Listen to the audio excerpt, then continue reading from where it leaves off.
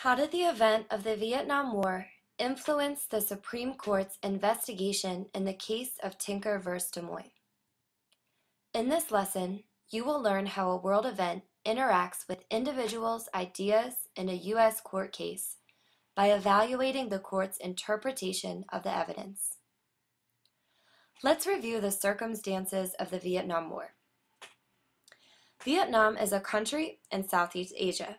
It is pictured here in pink. You might be wondering, why was the United States involved in a war with Vietnam? The Vietnam War centered around the issue of communism, a form of government that spread after the completion of World War II. One group, the nationalists, wanted communism to spread, while the South Vietnamese and the United States wanted to stop the spread of communism. The Vietnam War was referred to as the Television War. American citizens followed the war very closely, during which many people began to wonder why was the United States involved in the war. It became a major topic of controversy. For our core lesson, we're first going to ask ourselves, how does the court interpret the motivations of the petitioner and the defendant? Second, note any patterns or trends in the court's interpretations. Third, evaluate the court's interpretation of the evidence. Ask, how did world events interact with the Supreme Court's ideas about this case?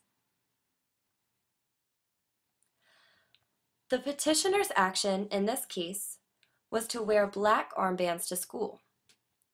How did the court interpret the motivation of the group of students represented by Tinker, the petitioner? Looking at their report, I can see that they made note that first they wanted to make objections to the hostilities in Vietnam.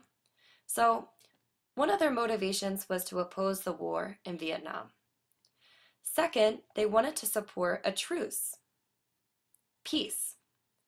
Finally, they wanted to make sure that their objections were made public.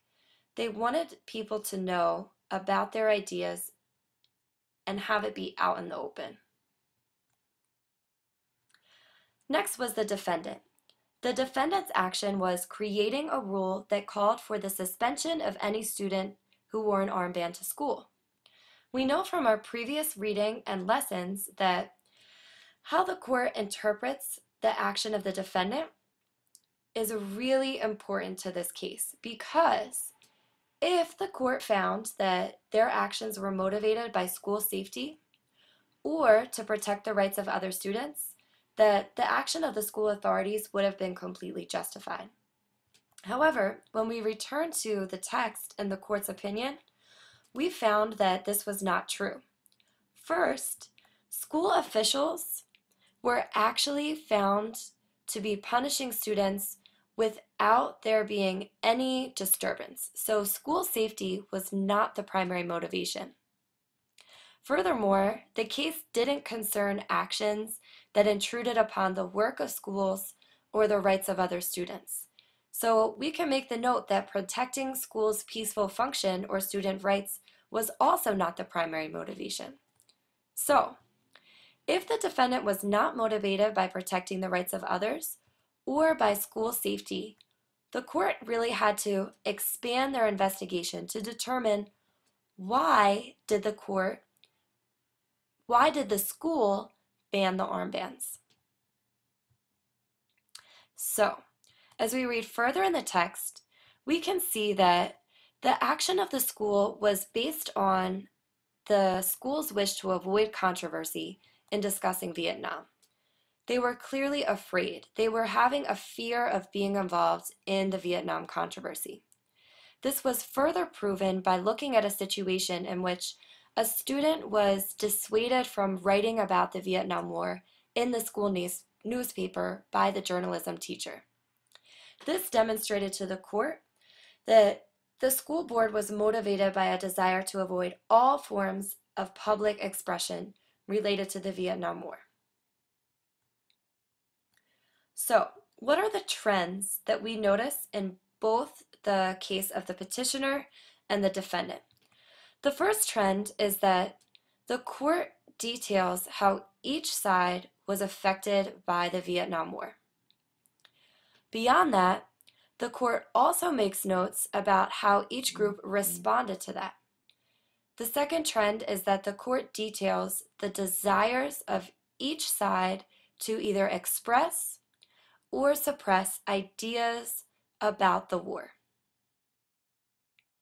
And this was done across multiple situations beyond the wearing of the armbands. So, how did world events interact with the Supreme Court's ideas about this case of Tinker versus Des Moines? Well, because of our first trend, I know that this case is not just about school discipline. The Vietnam War certainly played a role. Beyond that, I can also see that this case had a lot to do with how people responded to the war beyond the event of the armbands. So, how did the event of the Vietnam War influence the opinion delivered by the Supreme Court in Tinker versus Des Moines? Well, by looking at the text and the trends that we have noted, we can clearly state that the Vietnam War influenced the court's opinion because it forced the court to broaden their investigation of the evidence to include both sides' actions in response to the war. By opening the investigation in this way, the court was able to prove that the defendant's action was unconstitutional by highlighting how the action of the defendant was motivated by an undifferentiated fear and the school officials' desire to keep discussions related to the Vietnam War outside of the school. We accomplish this by first asking ourselves, how does the court interpret the motivation of the petitioner and the defendant? Second, noting any patterns or trends in the court's interpretations. Third, evaluating the court's interpretation of the evidence by asking, how did world events interact with the Supreme Court's ideas about this case? In this lesson, you have learned how a world event interacts with individuals' ideas by analyzing the motivations of the petitioner and the defendant in a court case.